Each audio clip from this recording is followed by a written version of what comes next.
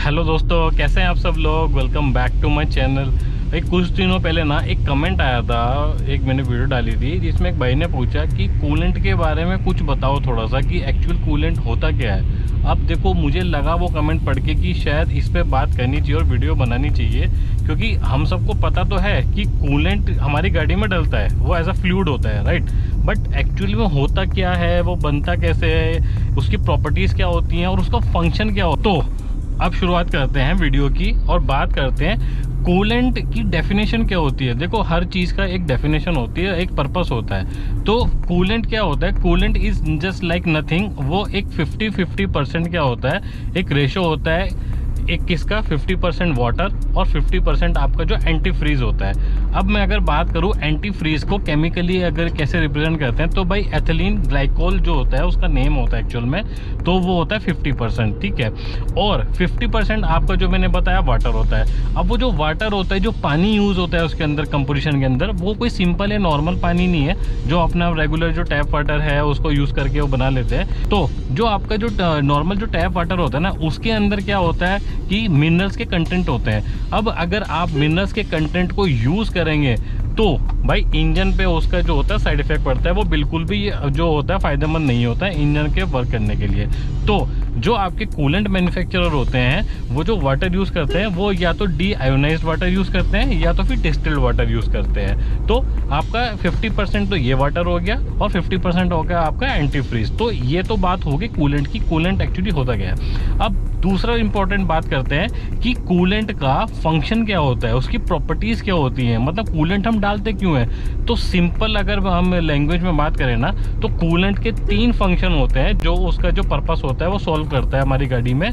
तो अब बात करते हैं कि जो कूलेंट है उसके 3 फंक्शन क्या होते हैं। तो उसके मेन इंपॉर्टेंट जो पर्पस होता है ना यूज करने का, वो 3 पर्पस होते हैं। सबसे पहला आपका ओवर हीटिंग से बचाता है, दूसरा आपका एंटी फ्रीजिंग से बचाता है, और तीसरा आपका भाई जो इम्पोर्टेंट है वो है आपका एंटी रस्टिंग, मतलब रस्ट होने से बचाता है। जैसे हर इंजन का एक टेम्परेचर होता है, डिफाइंड होता है कि इतने टेम्परेचर पे वो वर्क करता है। अब इंजन जो वर्क करते करते टेम्परेचर कहीं ज़्यादा ना बढ़ जाए, तो उसको बचाने के लिए या उसको प्रिवेंट करने के लिए हमारा कूलेंट यूज़ करते हैं। तो कूलेंट के अंदर जो प्रॉपर्टीज़ होती हैं वो उसको उस सर्टेन टेम्परेचर पे ही वर्क करने के लिए उसको रोक के रखता है, उस ऑप्टिमम टेम्परेचर पे ही वो काम करने जाता है ताकि वो टेम्परेचर बढ़े ना। तो सबसे पहले तो हो गया कि ओवर हीटिंग से बचाता है। सेकंड आपको मैंने बताया वो एंटी फ्रीजिंग। अब भाई सर्दियों में, विंटर्स में क्या होता है कि जब बाहर टेम्परेचर कई बार नेगेटिव में भी चला जाता है, या यहाँ पे तो मैं जीरो की बात कर रहा हूँ, कई जगह नेगेटिव में भी चला जाता है, तो भाई वो इंजन जो होता है वो आपका जो होता है वो फ्रीज होने के चांस बन जाते हैं ना। तो उसकी प्रॉपर्टी होती है कि वो एंटी फ्रीज होता है, मतलब वो जमने से भी बचाता है। और भाई तीसरा इंपॉर्टेंट जो मैंने आपको बताया था वो है इसका आपका एंटी रस्टिंग। तो एंटी रस्टिंग में क्या हो गया इसका आपका कि जो एंटी रस्ट का मतलब आप जैसे वर्ड से समझ गए होगे, ताकि जो है वो रस्ट से बचाता है। रस्ट किस चीज़ में बचाता है, जो हमारी गाड़ी में कूलिंग सिस्टम होता है ना, कूलिंग सिस्टम को जो है जंग लगने से बचाता है। क्योंकि देखो, कूलिंग सिस्टम अगर गाड़ी में है तो कहीं ना कहीं वहाँ पे वाटर का फ्लो होता ही है। तो अगर वाटर के अंदर कहीं ना कहीं कुछ ऐसा कंटेंट होगा जो आपका रस्ट को, जो आपका जंग को बढ़ाता है, उस प्रॉपर्टी को जो होता है बढ़ाता है, तो कूलेंट जो होता है वो मदद करता है ताकि जो उसके अंदर अगर कुछ ऐसा कंटेंट हो उसको वो रोक सके और आपकी गाड़ी में जो मेटल है उसको रस्टिंग से बचा सके। तो ये 3 जो आपको मैंने बताए इंपॉर्टेंट जो इसके फंक्शंस हैं, प्रॉपर्टीज है, वो ये हो गया। एक तो आपका जो हो गया ओवर हीटिंग से बचाता है, दूसरा आपका एंटी फ्रीजिंग से, और तीसरा भाई आपका जो है एंटी रस्टिंग, मतलब रस्ट लगने से बचाता है। अब तीसरा इंपॉर्टेंट क्वेश्चन ये उठता है कि हम अपनी गाड़ी के लिए कौन सा जो है बेस्ट कूलेंट जो है वो सजेस्ट कर सकते हैं, या मतलब उसको हम सिलेक्ट कर सकते हैं। भाई ये देखो, ये खास तौर से वहाँ प्रॉब्लम आती है जहाँ पे हम गाड़ी अपनी बाहर से सर्विस करवाते हैं। अगर आप शोरूम पे जाओगे, शोरूम पे उनको पता है कि हमारी किस गाड़ी के अंदर कौन सा जो ग्रेड का है या कौन सा जो ब्रांड का है वो उसके अंदर कूलेंट डालना है। अब अगर आप बाहर से करवा रहे हो, भाई देखो हर बंदा जो है माल बेचने के लिए अपना बोलता है कि सर ये यूज़ कर लो, ये वन ऑफ द बेस्ट है।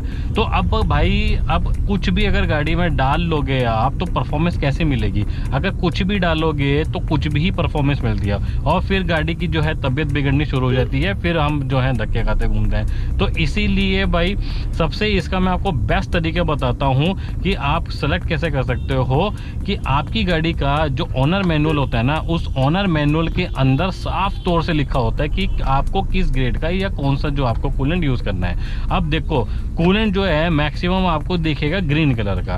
अब ग्रीन कलर के साथ साथ मार्केट में जो है वो इतने डिफरेंट कलर्स होते हैं, जैसे भाई आपका जो है ब्लैक कलर हो गया या ब्लू कलर हो गया या आपका येलो कलर, मतलब मल्टीपल कलर्स की जो वैरायटी है ना वो आपको देखने को मिलेगी। अब वहाँ जाके बंदा हो जाता है कंफ्यूज कि भाई अब हम कौन सा जो कूलेंट है वो यूज़ करें। तो इसीलिए बोलते हैं अब एक्चुअली क्या है, देखो वो कलर जो वेरिएबल होता है ना वो कई बार जो मैन्युफैक्चर होता है वो इसलिए भी हो जाता है कि उसके अंदर डिफरेंट प्रॉपर्टीज जो होते हैं ना वो लगाई जाए, तो इस वजह से आपका जो कलर्स होता है वो वेरी करता है। अगर सपोज करो आपको पता है कि आपकी गाड़ी का कूलेंट कम हो रहा है, अब आप उसको टॉपअप करोगे, रिफिल करोगे, तो जैसे ही आप उसको टॉपअप या रिफिल करोगे ना, जितना भी आप करोगे आपको डायरेक्टली उतनी मात्रा में नहीं डालना है, मतलब एक साथ पोर नहीं करना है। अगर आप एकदम से उसके अंदर रिफिल करोगे ना तो रिफिल करने का सबसे बड़ा डिसएडवांटेज क्या होगा, जो मैन्युफैक्चरर खुद आपको बोलता है कि अगर आपने एकदम सडनली उसके अंदर पूरा पोर कर दिया ना तो आपका जो इंजन है उसके अंदर क्रैक्स आने के चांसेस बन सकते हैं। तो इसीलिए